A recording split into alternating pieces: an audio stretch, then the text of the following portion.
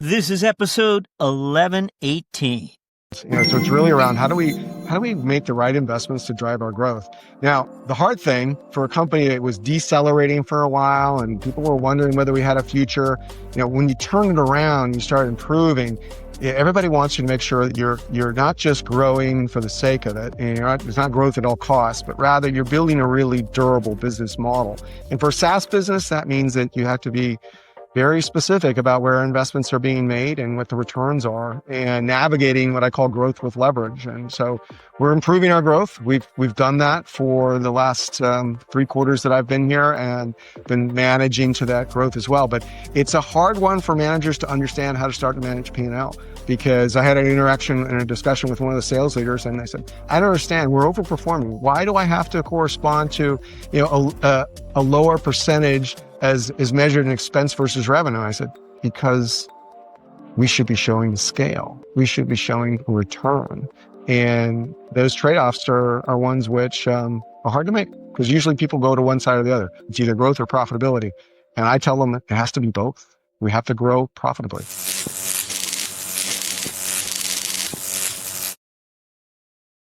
Welcome back to CFO Thought Leader. Today we're joined by Andrew Casey, CFO of Amplitude, whose career has taken him from Sun Microsystems to Oracle to ServiceNow to WalkMe, and now the fast-growing world of digital analytics. Across every chapter, a primary focus for CFO Casey has been transforming finance into a true business partner, one that drives customer-centric growth. In this episode, he shares how finance leaders can align strategy, scale responsibly, and create measurable impact where growth and customer value meet. Our talk with CFO Andrew Casey begins after this. When it comes to company spend, most finance teams are on defense, reacting to surprise spend, chasing receipts, saying no. But there's a better way. Meet Brex, the AI-powered spend platform that boosts a company's control, earnings, and speed. 99% of customer spend is compliant. 11 million hours saved on expenses and accounting through automation. $681 million plus back to customers in business building rewards. Make every dollar count with Brex. Andrew Casey is back with us. He is today the CFO of Amplitude. Andrew built his finance career inside such companies as Sun Microsystems, Oracle, HP, and ServiceNow. After stepping into his first CFO role at WalkMe in 2020, he now brings strategic discipline, operational rigor, and customer-focused mindset to scaling Amplitude. We'll find out about that opportunity shortly. Andrew, first, thank you for being with us again. Thanks for having me on the show, Jack. I appreciate it. So, Andrew, we're eager to hear about this new chapter at Amplitude, but before we dive in, when we read off those names like Sun Microsystems, Oracle, HP, ServiceNow, we can't help but ask you to look back for us. And once again, what comes to mind? What were the experiences from those chapters that maybe still inform you today, still shape your leadership today? What would you point to for us? There were a lot of different experiences, because most companies were at different journeys or different stages within their journey. When I joined Sun, we were all the rage with Java, and it was really starting to. The notion of the network was the computer was really starting to take off. We were still talking about whether bandwidth was going to be enough to actually handle all the things on the internet. When I moved to Symantec, that was a whole different transition from perpetual-based software, and we were toying with the idea of moving into SaaS, and Adobe beat us to the punch. When I was at Oracle, it was about trying to figure out how you consolidate all these different software vendors that were out there in the ecosystem. And I think we did 37 different acquisitions in my 2.5-year period there, which was absolutely bananas. HP was about a true transformation. They had acquired EBS and didn't really know how to manage a big IT outsourcing services business. So there was a real work, to go and get the business healthy again. I would tell you ServiceNow was the first time I stepped into a company that was, the smallest I'd ever been at. And a lot of people were very concerned. I was coming out as a big company guy and I didn't understand how to roll up my sleeves. But, we just had so many things to build and scale. And, most of the time when I was talking to people, I was going to ServiceNow, they'd say, where are you going? Who are they? We weren't even that well known, but we built that business from basically 400 million to over 4.5 billion before I left. Probably would still be there, if they'd offered me the CFO job, but the board wanted somebody who'd already been a CFO. So I went to WalkMe in 2020, which, its own story of dealing with, trying to take on a whole new role and be an executive at a time when, the world was seemingly falling apart, with COVID. So 2 weeks later, after I joined, we had to shut the offices down. We didn't even have a work from home policy and to figure all this stuff out. And the business was, not doing great in the first few weeks. So it was a little bit of a crisis. Learned a ton there around the IPO process. I went to Lacework because it was similar, a very transformational turnaround, and the principles that I worked for at ServiceNow really convinced me that Lacework, which was one of the highest network security, cloud security based funded companies, kind of lost its way, and we got it back in shape.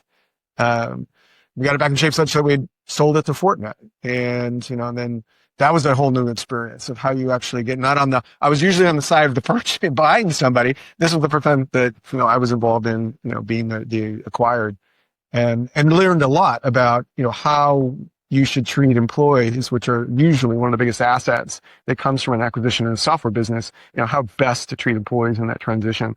And have since applied that even here at Amplitude. And Amplitude is a smaller public company, but growing rapidly and building scale. So it's very reminiscent of my time when I was at ServiceNow. Wow, that's just a great overview. I just want to mention to the listeners too, as you built your career, Sun Microsystems, you made a 9-year investment. It was sort of your first early chapter. Your earliest chapter as a finance executive was there. So you make this huge investment. At the same time, it was a wonderful, you joined in the mid-90s. Sun was really such a hot company to be part of, such an exciting chapter, I'm sure.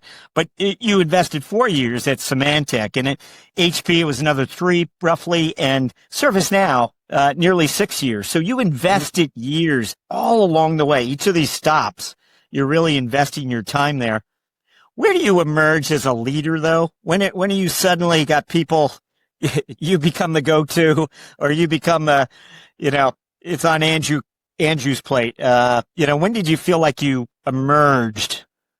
I think it was really at ServiceNow. It was really building so many things today, and people still today that I know at ServiceNow come up and when they talk to me, they say, we're still using, XYZ that you created, like on deal constructs or pricing mechanisms or how we think about investing in our go-to-market. We still use your frameworks. You know that. And it's a sense of pride for me that during that time, we really, really built the company. And I think that that's where, whenever people said they didn't know how, I started raising my hand and say, I don't know either, but I know what we're going to go do, at least to figure it out.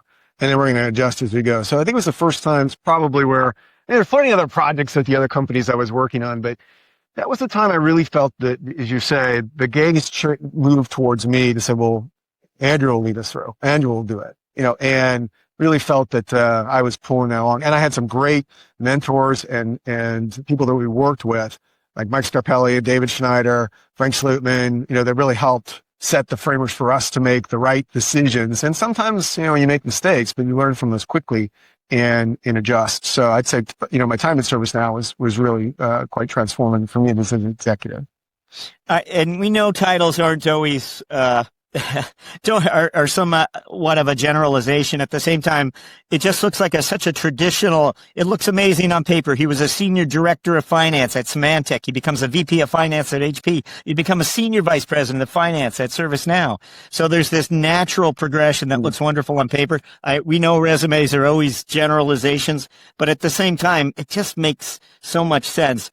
When was it time to go to the next company? What was when you did make a change, and you can speak in general terms for us, what was the What was the reason often enough? I would tell you, you're absolutely right that one of the things I tell people who work for me is don't chase the titles, chase the experience. And each one of my transitions, I would tell you, I was always running to something and not away from something. And, at Sun, I really wanted to go do more in corporate finance. And it just wasn't an opportunity, but I really felt that was an experience that I needed to go get. And somewhat serendipitous that Oracle had come along and was looking for somebody who could help run corporate finance and scale the business. When I got there, we learned that we were doing all these acquisitions. And so not only did I have to go figure out how to scale Oracle's corporate finance operations, is planning, reporting, earnings, and everything else that a normal corporate finance team does, but it was also getting very, very involved in business development and the acquisition and integration areas, which to this day, I will tell you, even though Oracle gets a little bit of a bad rap for doing acquisition and being quite, I'd say focused. People say it's retort in they actually things not. I'm always clear about why we were acquiring a company. And I always told people there's only 3 reasons why an enterprise software company acquires another, and that's for the technology, the people, or the customers. And you're always better off getting the technology and the people because that's the best combination. Customers, sometimes that works, sometimes it doesn't. Oracle made a good process around it, but sometimes it gets a little bit of a bad rap. But the story I'll tell people is I've been at companies where, the acquirer will tell the acquiree, look, don't worry, we're not going to change you. You can operate independently. Everything will be just part of us. It's a big lie, and when people figure that out after 2 years of trying to integrate effectively, I asked them, would you have rather spent that time somewhere else getting the right experiences versus the last 2 years you lived? So, Oracle taught me how to do acquisitions the right way. I think we apply that today. I think that when I went from Oracle to Symantec, Oracle has a pretty tough culture and one that didn't reward those who were working hard. At least I didn't feel so. I thought it was very nepotistic and not giving you the right opportunities. So I had a bunch of friends and working associates who'd moved over to Veritas. Veritas was being acquired by Symantec. And they wanted somebody to come and help them with that process and run the services business because it was running unprofitably. And I thought it was a challenge. So we went over to Symantec, did that, made some progress. And then Symantec was 2 parts of business. It was the Norton business, which most people know, and then the enterprise software business, which was actually larger. That was a $4 billion business. Norton was $2 billion. And I, kind of went through the ranks from a finance support side on the enterprise business and was really pushing for us to move more to a SaaS-based model. But the board and the executive team really didn't want to give up the perpetual-based business. They thought it was too lucrative. But I was trying to move us more to a longer-term thought process. When Adobe went through that process, call it 6 months after I'd made the proposal and the board shot it down, I said to myself, look, this isn't going to change. I need to go do something different. And HP had come along and said, look, we don't know how to integrate EBS effectively. You've shown, how to manage the services business. Would you help us manage EBS? And at the time, HP was running like $60 million loss associated with the EBS acquisition. I mean, just really, really bad contracts.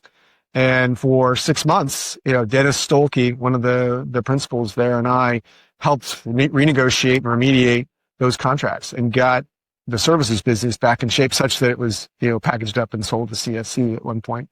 I learned how to negotiate effectively during those times. I learned how to be more customer-centric in interactions.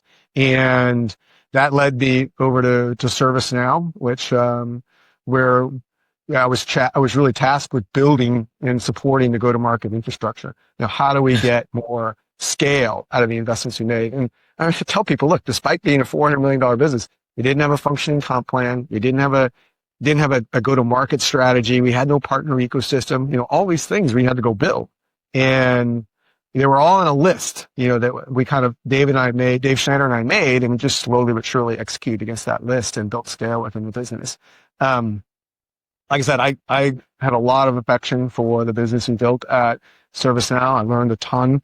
And I really did want to stay there. But when Mike Scarpelli and Frank Slootman left for Snowflake, John Donahoe, who would become the CEO, called me and said, look, Mike's leaving. and we're going to obviously replace him. I'd like you to interview for the job. I think you know the business really well. The board knows you and respects you. But you should know that the board wants somebody who's already a CFO. So that's your challenge, to convince them otherwise. And it was a great process. I appreciate John for including me, because I learned some things as well about how I should be presenting myself. And I can share an anecdote if you'd like, but the big disappointment was when he called me and said that the board had decided on Gina, who's a great CFO, and that she had prior experience as a CFO. So that led me over to WalkMe. One of the funny anecdotes that I got through that process was that my direct team, they respected me and gave me input and feedback, but they said that the rest of the organization was quite apprehensive about having to speak with me, because I'm so confident in meetings and I'm willing to state my opinions. And, so the two things I gave me was, one, listen a little more, during those meetings, etc. Don't speak up right away. Let the team sometimes come to those same discussions, decisions. You can always correct. And the other funny thing was, they said, to be more approachable, you should wear jeans. And so to this day, although I'm wearing a sport coat now, I can tell you I'm wearing jeans as well. It's to make sure that, I am that approachable leader that people can talk to. And I will tell you, my views on in office, which is a whole nother subject, is one where you don't have to be in every day, but the interactions that happen within the office, in the break room, I can't replicate those on Zoom. And so, were you that way all along, or did your thinking evolve somewhat? And again, that chapter at WalkMe, I think we talked back during the early days of COVID, you and I, and so it was an interesting moment in time to catch up with you. But I'm wondering, over time, has your thinking on virtual, the hybrid model, evolved at all? Yeah. No, look, I think there's some real benefits to working virtually and working remotely. I tell people too, I'm very task oriented. I think this notion of you have to have a prescriptive number of days in the office just isn't reality. I told the CEO of WalkMe at the time, when he told me, I want you in the office at least 70% of the time. And I said, man, that's not even reality. And I looked back at my calendar throughout ServiceNow, and I said I was only in an average of 50% of the time. And the reason is because I was out with customers, I was meeting with employees, I was out at our international sites, I was traveling. And so I said, look, I think the better message is be at the right points when they matter. And that's where I try to even teach our team, be at the points that matter for you to have the right interactions with your business partners, or with the executive team, or better understand the strategy of the business. Those things are what matter. Now we're trying to get people to come in more like 3 times a week, but and I think the value of that is pretty strong with the teams. They actually do like working together, but they want the flexibility of, well, what does that mean? Does that mean I have to be 8 hours? Can I be in for 3 hours that really matter? And that's where I think you need to be as a leader. You have to understand what I'm really interested in is getting the tasks done in a quality way and making sure that everybody feels like they're part of the journey we're on. Some great insight there for us all along the way. Andrew, thank you so much. We are going to ask you a little later to look back again. I know we can't resist. But right now, let's find out about this opportunity. Let's find out about this company, Amplitude. What is it about? Let's just begin there. What's this company about? What does it do? What are its offerings? So Amplitude is a digital analytics company, but I think what you really need to understand is that every company out there, doesn't matter what industry you're in or what service or product you create, they're all trying to figure out how they can engage with their customers in a digital way. Now, 10 years ago, that was always through a website. That was through how am I showing up and demonstrating my products, my services to my clients? What interaction are they seeing on the websites? And the only way you really got good customer feedback was through surveys. You'd ask them. But the founders here at Amplitude realized that we can do better. We can actually start breaking down those digital interactions at a very, very detailed level. I mean, everything down to how you're scrolling your mouse to figure out how you're navigating. Are they finding the right feature sets? So as the rise in websites and mobile applications and greater methods of digital interaction happen, this whole notion of instrumenting how you're getting feedback from your customers through your products became a really big thing. And so you think about if you've ever interacted with DoorDash, or you've interacted with Chick-fil-A, or you've gone onto a website to request, your license renewal. At some level, you are interacting with a digital product that a company or a government has created.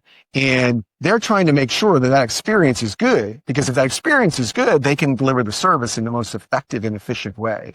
And by understanding that behavioral feedback at a very, very detailed level, you can make everything better. And that's the way Amplitude is constructing its products today, which is to provide businesses with the best customer feedback around their products so they can continue to make that experience better around loyalty programs, how they're doing promotions and discounts, how they're driving new improvements to their products. All that can be tracked and understood and then translated into what we call a behavioral graph, which is built on the largest database of proprietary behavioral information to make everything better for the experience. Yeah, think about it. I'll give you an example, like The Economist. Yeah. The Economist recently moved from a fully print version of their subscriptions to online. Okay, when they moved to online, they had to figure out, well, how are customers really interacting with the articles that we're creating? And are they browsing, or are they really reading it? They're spending time on it.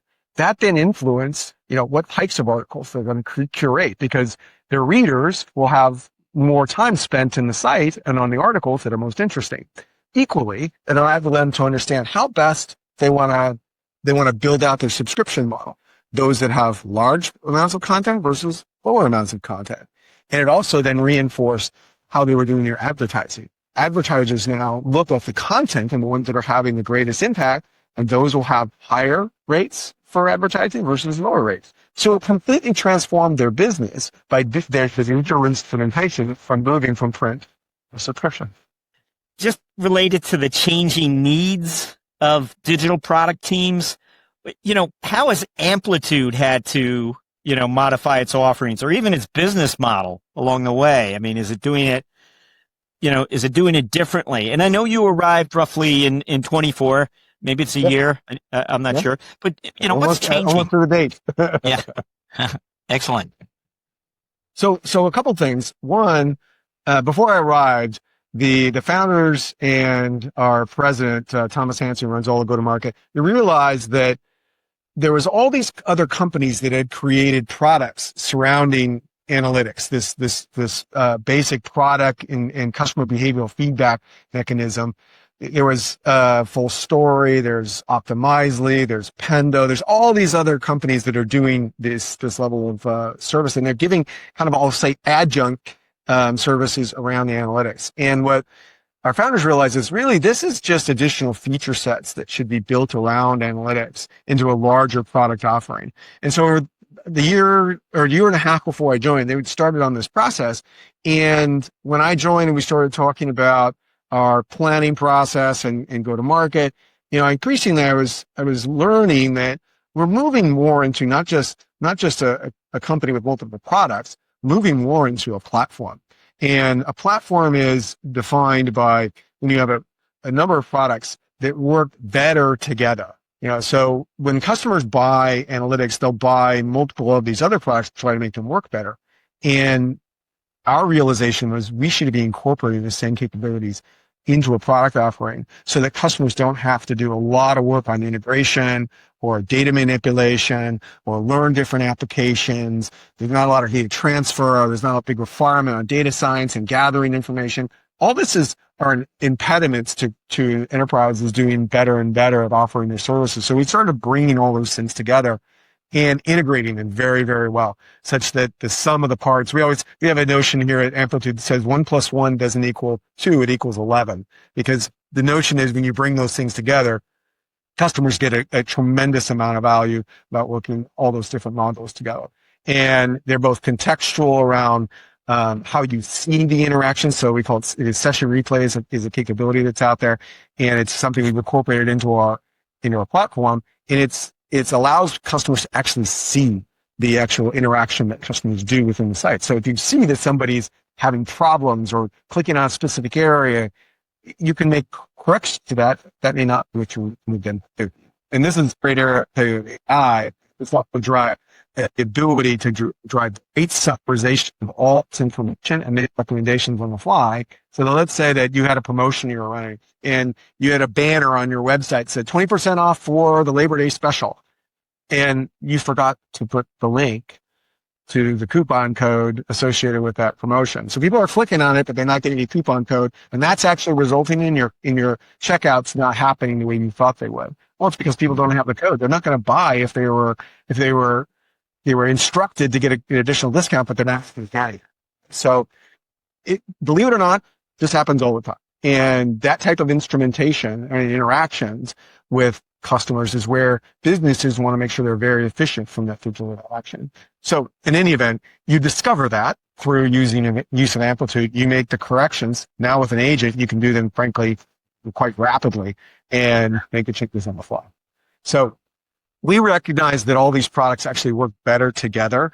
And so we've instrumented a lot of them, and some of them both through organic development and through acquisitions. We acquired a company called Command AI back in October of last year, which was guides and surveys. Think about it, anytime you've gone into a website and something pops up and kind of gives you a nudge that says, look, it seems like you're confused about something. Can I direct you to the right thing? What is the thing that you want to go accomplish? And you may respond in chat, and then it'll show you exactly what to go do.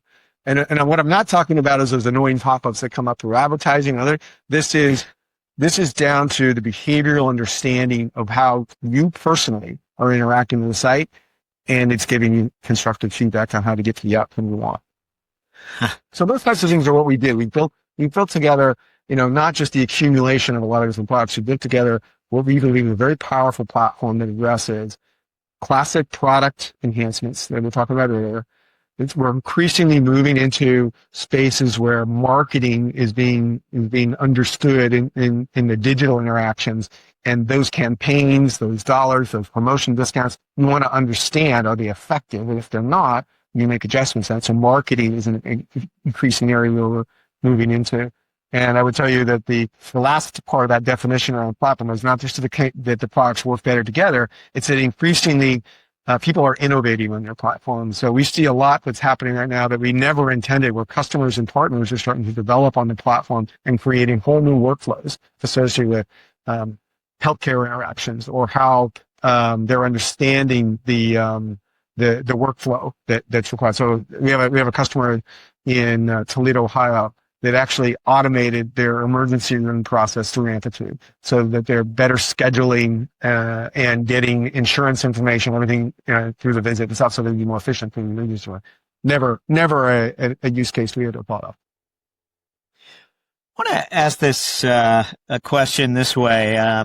When you're on an analyst call and the subject is product stickiness, what numbers or metrics are you using to explain or advance, the notion of the stickiness?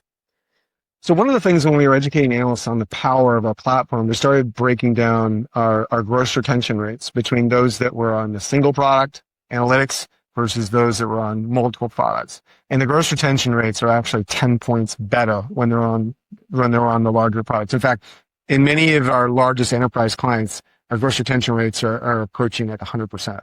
And the reason is because customers are being really, really strong value. With an analytics-only implementation, oftentimes we'll find is that customers have a single use case that they want to go develop and understand. Once they're done with that, they may decide that, that they'll discontinue their subscription until the next time they have an issue that they want. Relatively immature in digital engagement, but when you start showing them all the different mechanisms through which you can drive experimentation and understanding and session replay and guides and service, it becomes a much more important part of the whole revenue optimization. The Economist was a great example that Amplitude is now the underpinnings of how they're generating revenue. And when you get to that stage, gross retention rates are much higher. So not only do we educate our analysts that this was the strategy and this was the why, but then we started reporting on the percentage of our ARR that is now moved from a single product to multi-platform.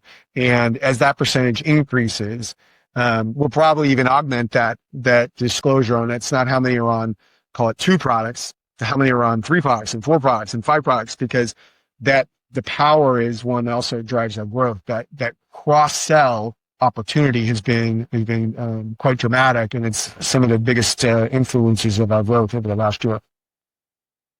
We want to touch on AI quickly with you, and we're wondering how is Amplify using AI, and then we'll zero in on what we're talking about here, to enhance product analytics capabilities for your customers. What is it? Is it already playing a role there? What would you tell us? And I think you've already indicated it is. Yeah.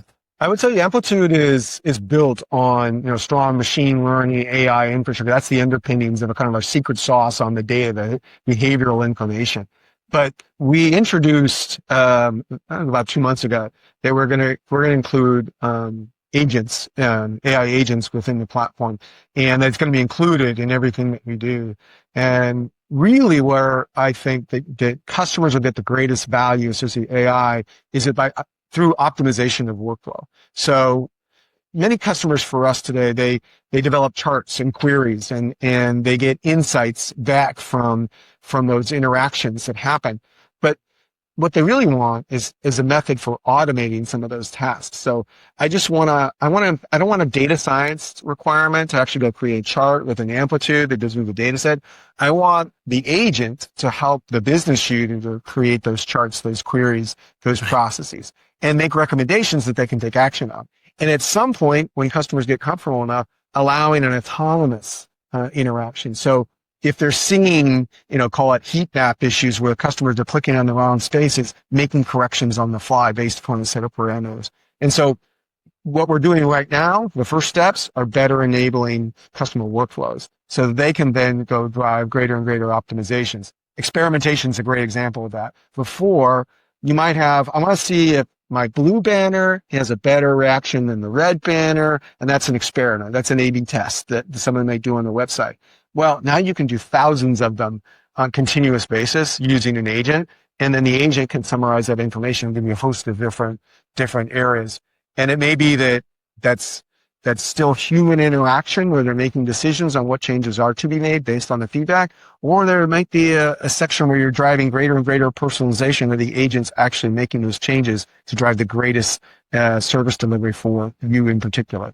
So those are the areas we're really focused on. It's driving efficiency, more effectiveness, improvements in a more rapid way. And the great thing is we're taking the approach that we want every customer to have access to it. What about AI adoption inside the finance function or the operations side of things? So we're relatively small as a finance function at Amplitude, but there are areas where we're using AI to make ourselves more efficient and scale. What AI is really good at is summarizing lots of data, being able to actually give you a quick synopsis of it. You may see it in emails if you've got Gemini deployed in Google, or you've got other methods that you're using to summarize emails. But what we use it for is summarizing, big regulatory disclosures, or helping us write new accounting memos, or checking on the status of matching between POs and accruals. And there's just a host of areas where we're trying to drive greater and greater efficiencies given the volume of data, where AI can help summarize it quickly and drive towards a recommendation, which for the most part is within parameters we're very comfortable with. We're going to be deploying a number of different AI solutions in the order operations process. So making sure that increasingly validation checks on, matching that if a customer requires a PO as part of their order, that it's there before we hit the close button on the order. So it's a lot of those things on how we can drive greater and greater efficiencies in the workflow that we have, and we're taking the same approach with our customers. Has the management team sought to put in guardrails or advance a set of principles as far as the approach to responsible AI use within the company?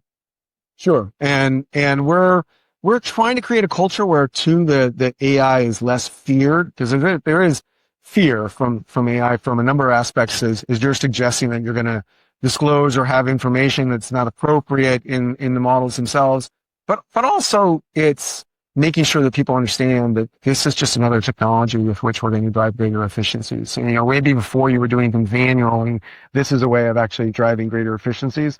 And as we grow, not having the same growth in expenses or personnel at the same rate. That shows, one of the things that I've said at the company level and in investor calls is that we're driving growth with leverage, and AI is certainly helping us that capacity.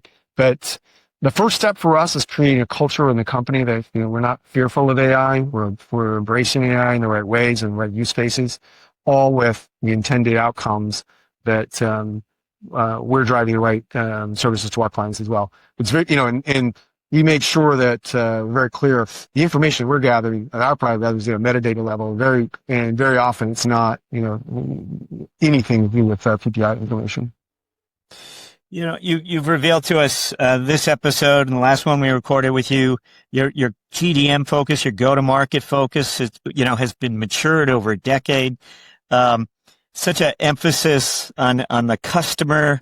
And I guess, how is this your vision of what a finance team, the people that you count on to achieve all and have that depth of knowledge in those areas I mentioned?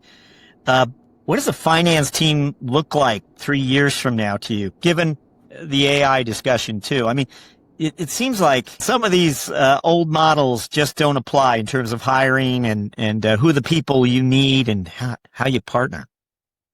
Look, I think the thing that I tell my team all the time is they have to have business contacts to understand the value of where they're spending their time in the processes.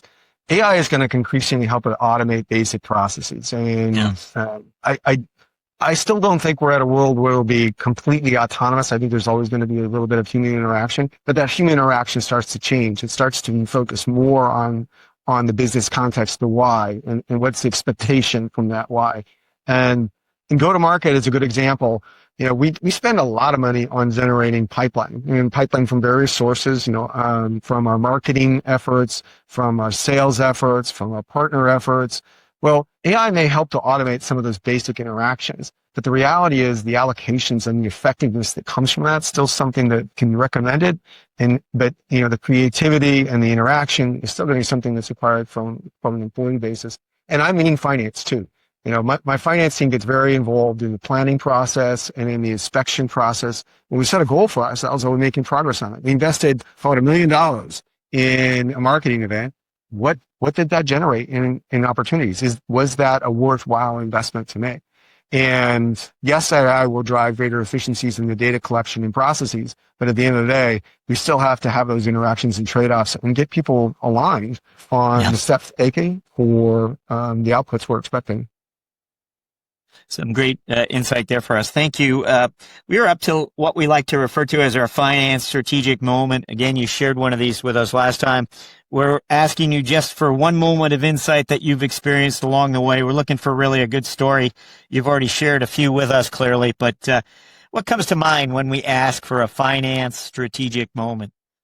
So I saw this question again, and I decided I will not belabor the old discussion we had. But one of the things that we talked a little bit about, that I've been at different companies at different stages in their transformation, and especially the last few, beginning with ServiceNow, I've been at relatively younger, immature companies that were starting to figure out how they scale, how they mature their business processes. And at the core, especially for a software business, that's about change management. And that's about how do you get the changes that are necessary in order to achieve the outcomes you expect. And I had this discussion with my wife, who's also a CFO, by the way. And the thing we both belabor is, how come the rate of absorption isn't faster? How come we can't move faster? And I said, it's because we have to deal with the people. It's not the why. It's the how you implement the changes that really means whether you're going to be successful or not. And look, when I was at ServiceNow, and we were trying to figure out how best to incent and focus in a more customer-centric way and drive the right types of outcomes for our clients, and we employed a couple of different mechanisms. And I tried to rewrite the comp plan, rewrite the territory structure, change the mechanisms in which we were doing demand generation. All these changes. And, some of them didn't work out, and we had to go make adjustments. And it was, if you distill it down in both that ServiceNow experience and then subsequent ones where we've made big changes, it's, that I go by the rule of three. I don't think people can actually absorb more than three major changes, and get to the desired outcomes that you want. How it's influenced me today, I will tell you that I'm making those mistakes and have to revert. You always have to thought process. Even here at Amplitude, we're going to scale up go-to-market operation. And we had a list of things that we wanted to go do to make changes and to make it more efficient and frankly drive greater growth. You heard earlier I was talking about our transformation of product more to a platform. Well, that was one of the big ones. The second one was, we really wanted to make greater accountability at the account executive and the SE layer. They are the focal point for our customer interactions. And you can't say you're a customer-centric organization if you can't get your AEs and your SEs to really care about the next step for clients, making them successful, making them feel they've gotten value on their investment earlier, because you won't get the expansion opportunities. You have to earn the right for those expansion opportunities, and that doesn't come from a transactional selling model. It comes from a value selling model. So that was number two. And number three was, a transformation in our customer success organization and how we're actually driving the right focus on technical outcomes. So we couldn't do all those things all at once, and the list of other things that I wanted to go do about partner transformation and how we were driving our processing, our order management, our sales funnel. We couldn't do all of them together. And so we've had to take it in slow bites, and, it's a multi-year transformation process. And I would say we've done a really good job on implementing some of those major changes. We're not all the way through, but I think that the transformation that you want to go drive, you've got to make sure you have people who are following along the way, and they're making the adjustments that you expected from that change, and they're reinforcing the right behaviors that you want to have happen. That's a lesson I learned at ServiceNow. I made a bunch of mistakes in our initial implementations, and it's colored how I thought about making the transformations that we're going through now. And so the comp plan structure here didn't fully move to a net new ARR, which is that's our core metric, is net new ARR. We're a SaaS business, so until the way that investors value and understand your growth is through additions to your annual recurring revenue. And so net new ARR is our primary metric. That mechanism, although it's been implemented, it's one of those things you have to take step by step by step in territory design, in quota setup, in making sure you're clear with accounts that are at risk versus those that are not. So all those changes, you're using data and instrumentation that have to be updated in order to get to the right outcomes. And that's about bringing people along, not just the sales team in this case and the transformation runway, but the rest of the organization as well. Great. Thank you. Great insight there as well. So we're going to jump to the mentoring round. This is where we're going to ask you to look back again. And I thought I'd ask it, you've had 2 CFO chapters now, of course, in that first 100 days for future CFOs and new CFOs. There are books on this subject. I think there's one book, The First 100 Days. There's another, The First 80 Days. What is it that, what are your rules stepping into the CFO role at that first 100 days? It was only around a year ago, again, that you stepped into a new CFO role. So, yes, when I joined WalkMe, I actually I'll call it, I productized my 30, 60, 90-day focus, which is the first 30 days, you do a lot of listening. You're a new leader coming into an organization. They understand you're going to drive change. But the first thing you should do is listen a lot and really absorb. Next 30 days is about prioritizing what you've heard. You might have a list of things you think you need to go, change. I had my list here at Amplitude, but there's so many things that you can introduce, and you have to prioritize what you do. At the same time, you're assessing your team. You got to assess your team and make sure that they can do the things that you expect to have done, and can run at the pace that you want them to run. And then the last 30 days is about implementing the changes that you see and setting up those that are maybe on your list that you can't address right away. So at 30, 60, 90-day plan, when I first went to WalkMe, I call it, I productized it, because not only did I create the presentations, I started showing them to the executive team and the board, and really helping them to understand where I thought we needed to make investments or make changes. And That then enabled everything to be a bit easier when you're making variable changes to your team. You start prioritizing. For me, I'm the leader of Amplitude, and I was at Walking and Lacework as well, that when you build the plan, you're instantiating the strategic objectives of the company into the plan. And if people don't understand what those mean, then they're not going to be taking the correct actions that are necessary. And so that through that 30, 60, 90 day plan, in all three companies, that kind of set up where we're going to go from a company perspective, at least as reflected through the financials. And so those are kind of that's the way I approach it. And it usually sets up for discussions about, do I have the right prioritizations? Do I not? Am I making the right changes? Am I not? And between myself and Spencer, our CEO, we agreed on it, and then we reflected it with the board, and it made everything a lot easier to just, implement the changes and steps. Thomas Hansen's a really strong partner of mine. It's one of the reasons I came to Amplitude is we had a good, strong go-to-market leader. We don't always agree on things, but we'll have constructive debates, and then we'll be aligned on what we're actually going to go do. And that makes it a lot easier than if you're trying to fight and drive change with partners and the executive team who don't agree. We also like to ask our guests during the mentoring round who reflect a little on the personal side. Actually, I have a question for you. Have you ever come across another husband-wife CFO? It's funny you should mention that. The story is I was at the Wall Street Journal, and the Wall Street Journal did an article on me back when I joined WalkMe. I was navigating through a tremendous amount of change, and that same writer has been following me for a while. And I was in their offices in New York, and we were talking about my Lacework experience and how that was going, and then I let it slip too that my wife was the CFO of Sonos, and he said, "Really? Would you guys ever be willing to talk to us about what it's like to be a true CFO household?" So it actually resulted in an article. It was written, it's called "When CFOs Get Married, Who Does the Taxes?" I didn't miss that. That's great. I'll share it with you if you'd like. But there was actually a couple of the couples profiled in there. But, I'm sure it's worthy copy. But it's got to be rare. Right? That's my only point here. If you've ever come across another couple, I've never. Not at CFOs. Yeah. I've seen like other executives in the household for sure who are. But even in the article it says, my wife's more of the strong corporate finance. I'm more of the accountant, go to market side. Yeah. So it's funny in our interactions, but you guys know your strengths and weaknesses better than most. I would think. Yeah. Excellent. We'll ask you finally to look forward for us, and we'll end on this. We're wondering what your CFO priorities are for the next 12 months. What would those be?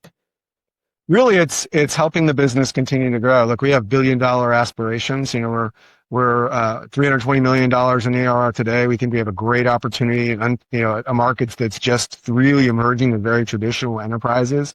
And so it's really around how do we make the right investments to drive our growth? Now, the hard thing for a company that was decelerating for a while and people were wondering whether we had a future, when you turn it around, you start improving. Everybody wants you to make sure that you're not just growing for the sake of it, and it's not growth at all costs, but rather you're building a really durable business model. And for a SaaS business, that means that you have to be very specific about where investments are being made and what the returns are, and navigating what I call growth with leverage. And so we're improving our growth. We've done that for the last 3 quarters that I've been here and been managing to that growth as well. But it's a hard one for managers to understand how to start to manage P&L, because I had an interaction and a discussion with one of the sales leaders, and I said, I don't understand. We're overperforming. Why do I have to correspond to a lower percentage as measured in expense versus revenue? I said, because we should be showing the scale. We should be showing the return. Yep. And those trade-offs are ones which are hard to make, because usually people go to one side or the other. It's either growth or profitability. And I tell them it has to be both. You have to grow profitably. Andrew Casey, thank you for joining us on CFO Thought Leader. Thank you for having me, Jack. Great to see you again.